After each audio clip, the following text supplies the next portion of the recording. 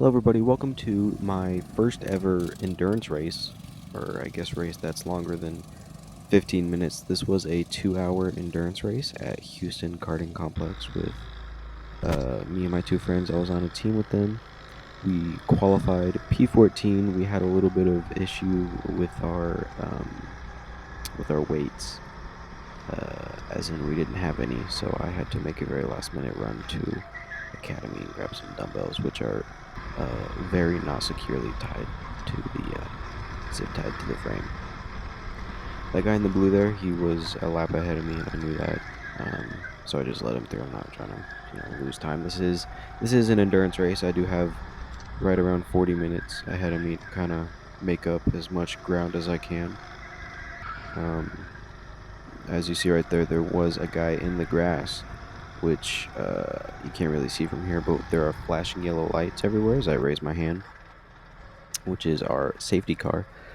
Heading to the end of this pseudo safety car here, I'm in 4th place. I'm actually not in 4th place. I'm closer to 13th or 14th.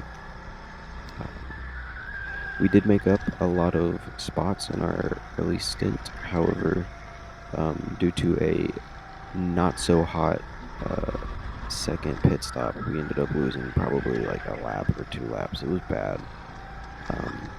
These are race leaders here, and I'm not falling too far behind.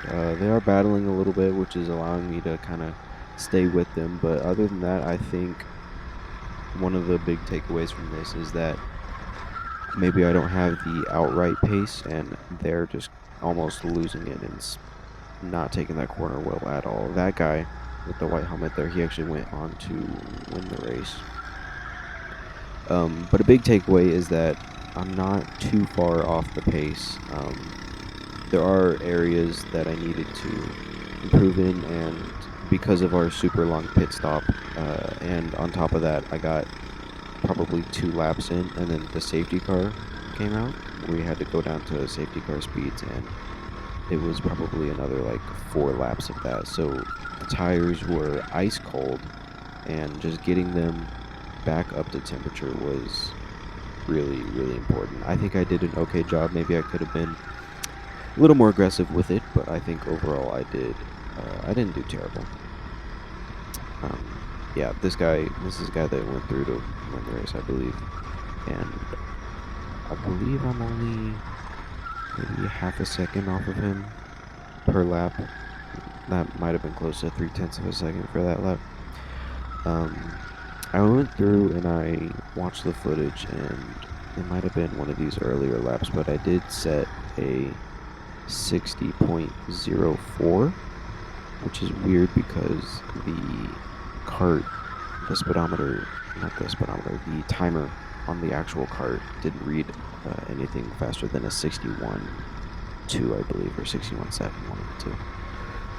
Which is weird because whenever I pull back the footage, I can see what times I start and like end each lap, and one of them I did almost exactly a minute.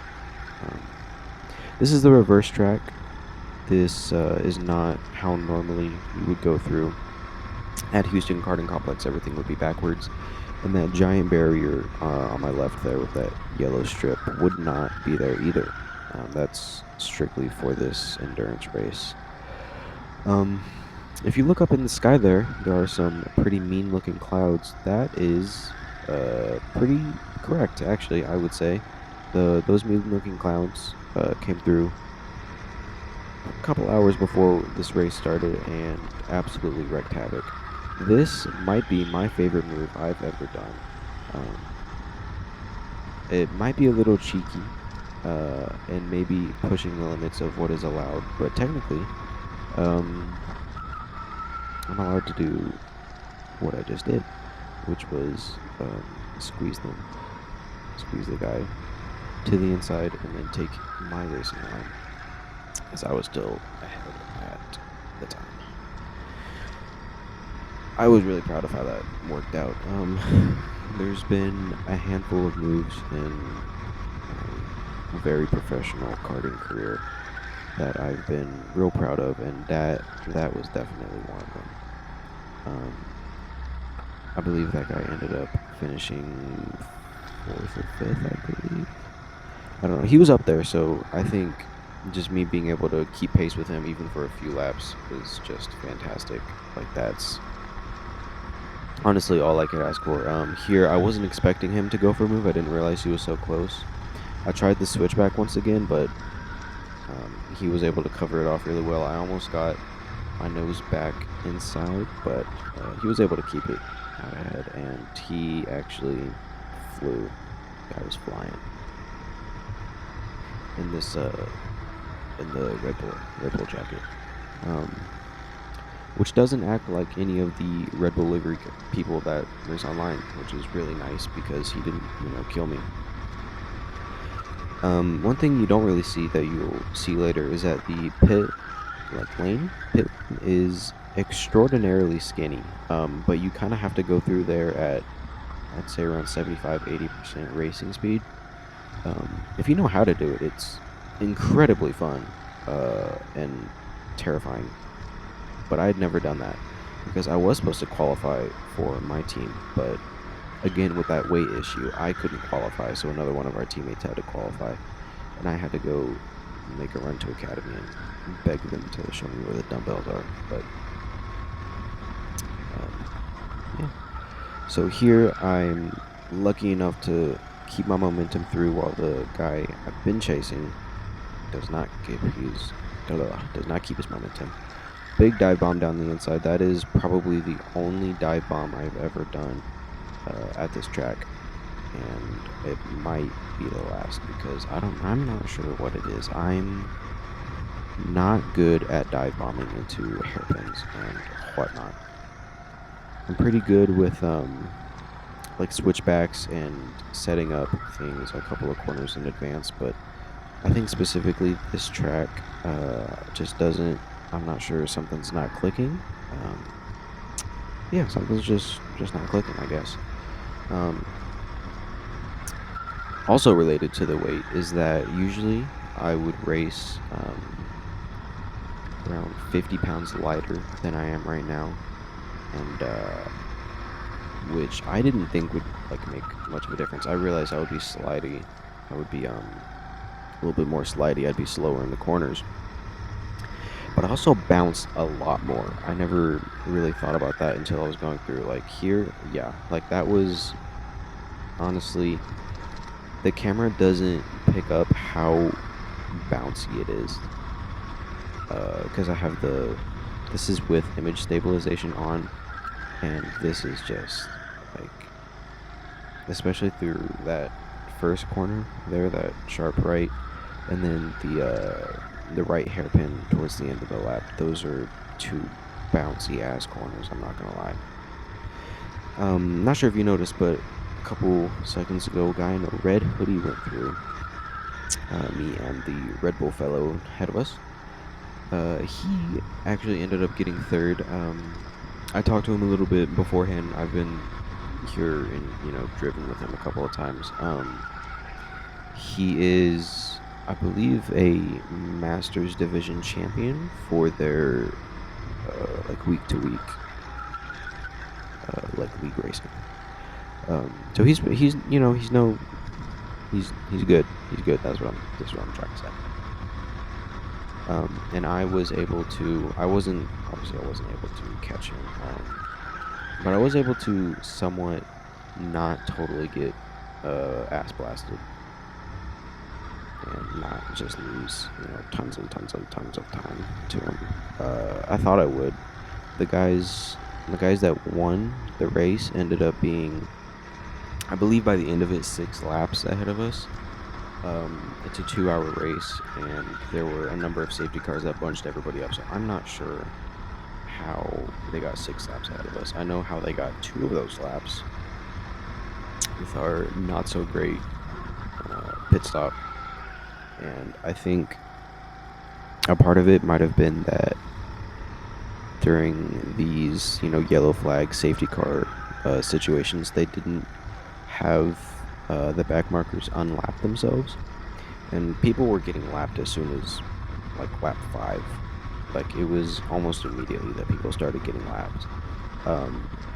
There on the left was my teammate holding a whiteboard, and that was the first time I saw it, but they had probably thrown that whiteboard like 2 or 3 times, and they were asking me whether or not I wanted to keep going. I did have a 40-minute stint, and this was probably 20-ish minutes into the stint, 25 minutes. And the guy that was holding the sign, he would end up doing our last stint, and he would take it home. So like I mentioned earlier, our weights were 25-pound dumbbells that were meticulously zip tied to the frame of the go-kart and were very well designed and very like safe and secure. It was not safe and secure at all. I don't know what I'm talking about. I apologize if you hear my dogs, by the way. It's like 9:30 at night and they're just going crazy. Yeah, so we had these 2 dumbbells zip tied to, in most go-karts there's a little like weight canister area where you can throw some like lead plates in or something. And then we had 1 dumbbell there, and then another one was just kind of thrown on behind my head, kind of to the left there. And they made it, I would say, 98% of the race. It was during the last stint. It must have been the last couple of laps because I didn't notice it. I was standing out there by the fence towards the end of the lap, and I never noticed that the dumbbells weren't there. But whenever everybody went into Park Ferme to kind of like get weighed at the end of the race and make sure everybody's up to spec.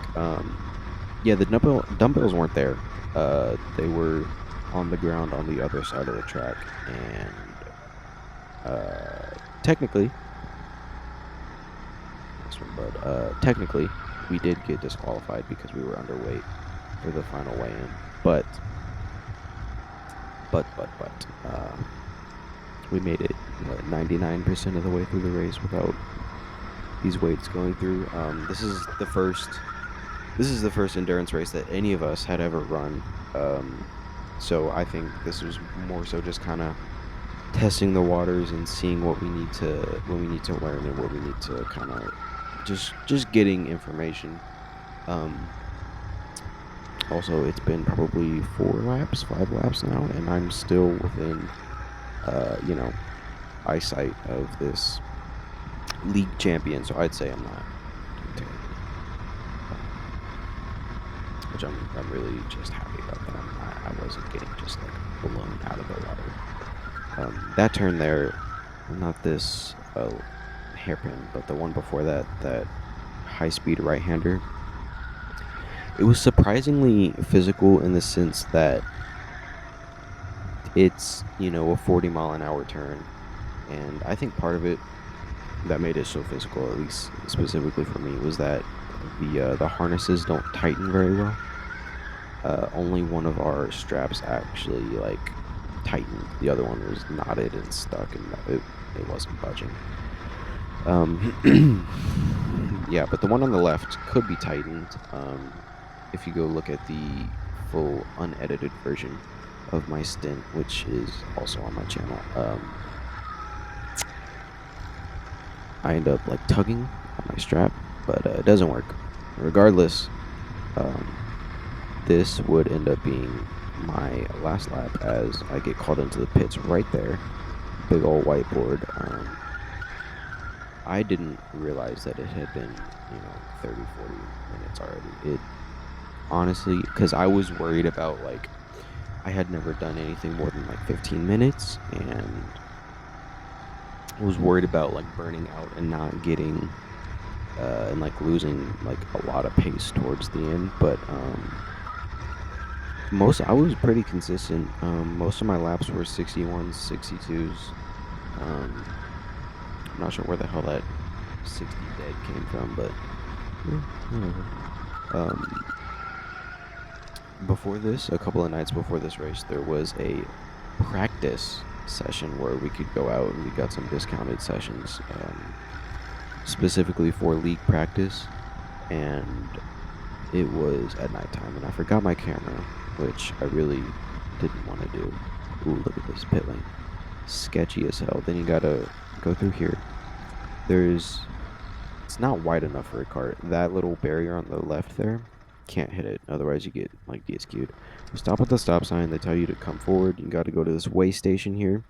Got to make sure all 4 tires are on the weigh station. Foot off the brake, and we're good to go. And then there's my teammate ready and waiting there. This is our fuel pit stop. Yeah, I hope y'all enjoyed this. This was definitely really fun for me. And yeah, see you.